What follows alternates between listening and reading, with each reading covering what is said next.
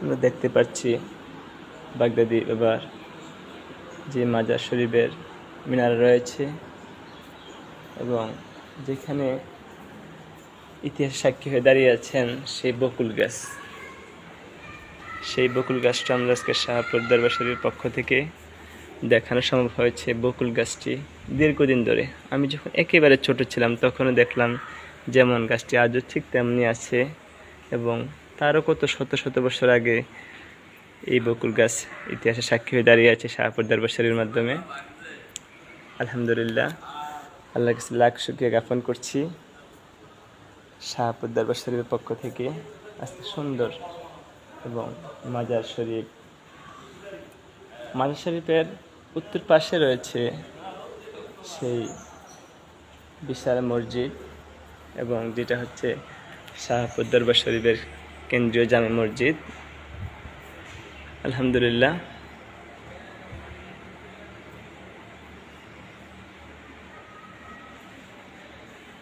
বিশাল আকারের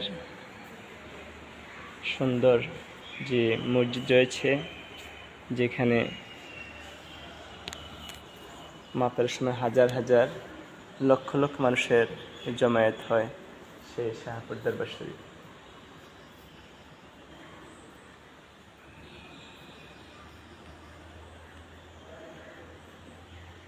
আল্লাহর কাছে লাখ শুকরিয়া জ্ঞাপন করছি।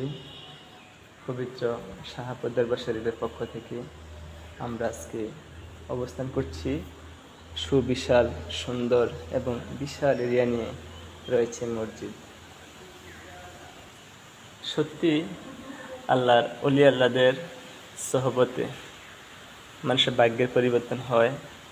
ওলি আল্লাহদের অবস্থার কারণে এলাকার উন্নত হয় এবং আজকে শাহপুরকে সবাই চেনে, শুধু একটি মাত্র কারণ, সেটা হচ্ছে ওলি আল্লাহদের অবস্থান।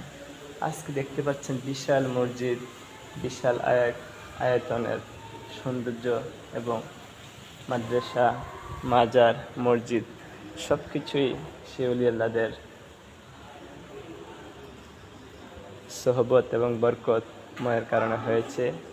আজকে শাহপুর দরবার শরীফকে খুব সুন্দরভাবে দেখতে পারলাম, কারণ যখন উরুস হয় কিংবা মাহফিল হয় তখন শত শত মানুষের এখানে অবস্থান থাকে। আজকে এমন একটা সময় এসেছি যেখানে খুবই মানুষ অল্প এবং কম সময়ের মধ্যে আমরা দেখতে পাচ্ছি ঘুরে। সেই জন্য সকলকে ধন্যবাদ জানাচ্ছি দেখার জন্য এবং আল্লাহর ওলি আল্লাহদের সহবত বরকত আল্লাহ যেন প্রত্যেককে নসিব করে, আমিন। আসসালামু আলাইকুম ওয়া রাহমাতুল্লাহি ওয়া বারাকাতুহু।